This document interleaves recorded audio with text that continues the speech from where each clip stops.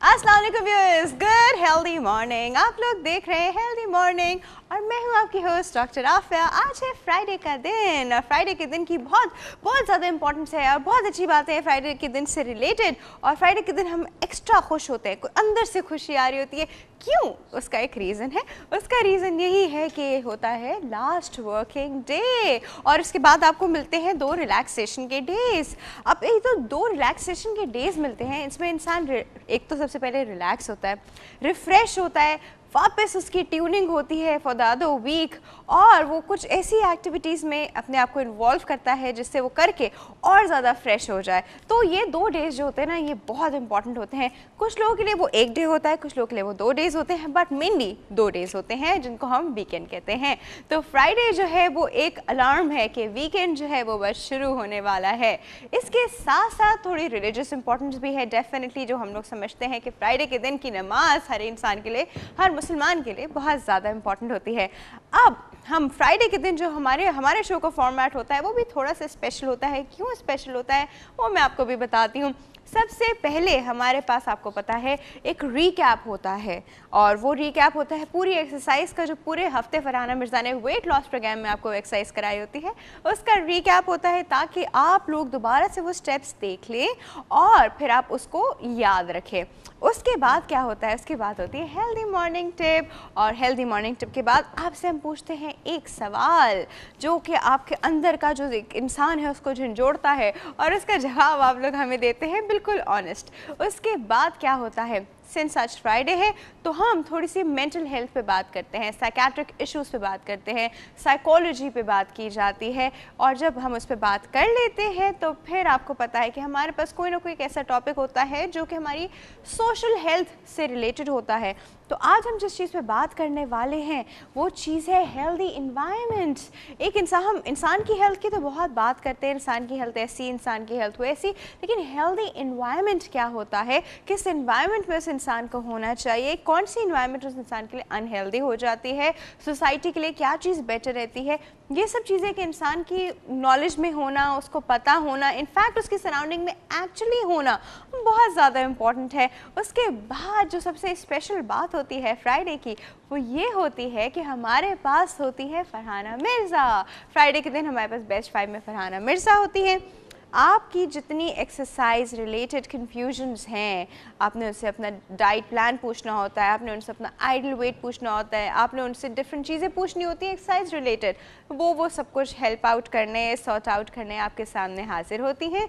तो ये हमारे आज के शो का फॉर्मेट। अब आप क्या कर सकते हैं? आप हमें ईमेल कर सकते हैं healthymorning@health-tv.tv और फेसबुक पे जो हमारा पेज है उसको भी ज्वाइन कर सकते हैं। ज्वाइन करने के बाद आप हमसे वहाँ पे बात कर सकेंगे। पेज का जो URL है वो मैं बता दूँ, www.facebook.com/healthtv.tv। और एक पेज जो हमारा है हमारे मॉर्निंग शो का है, healthy morning with doctor Afia, वहाँ पे आप लोग आके मुझसे डायरेक्टली बात करते हैं और हम लोग डायरेक्टली वहाँ पे, जिसे कहते हैं ना, डायरेक्टली हम लोग बात की जाती है। तो आपकी सारी बातें जो है ना वो मुझे वहाँ पे सब सुनने को मिल जाता है, जिसमें सबसे ज़्यादा जो मुझे मज़े का लगता है वो आपकी क्रिटिसिज्म है फॉर सम रीज़न। अच्छा जी, ये तो हमारे शो का फॉर्मेट है। फ़ोन लाइन से हमारे ओपन हो जाएंगे जब हमारा मेंटल हेल्थ का सेगमेंट आएगा, लेकिन इन सब चीज़ों से पहले सुबह सुबह जो चीज़ सबसे ज़्यादा इंपॉर्टेंट है वो क्या है? वो है एक्सरसाइज। तो मैं चाहती हूँ फ़ौरन से आप लोग खड़े हो जाएं और अपनी एक्सरसाइज जो है वो फरहाना मिर्ज़ा के साथ चल के रिपीट करें। अस्सलाम वालेकुम व्यूअर्स, मैं हूँ फरहाना मिर्ज़ा और आज मैं आपको नीज़ के ऊपर कुछ एक्सरसाइज बताऊंगी। तो let's start with the warm up.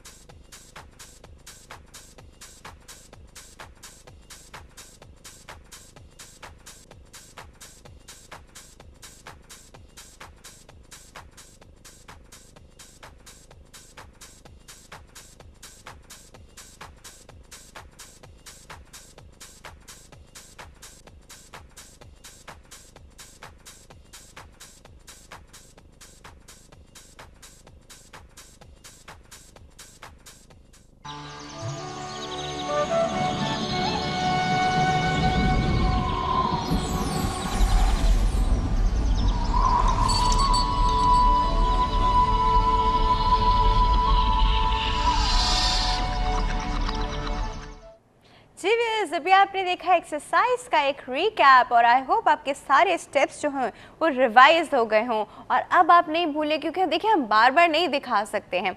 अच्छा जी, और अब आपको पता है किस चीज़ का वक्त है? वक्त किस चीज़ का हो चुका है? वक्त हो चुका है हमारी हेल्दी मॉर्निंग टिप का। तो चलते हैं टिप की तरफ।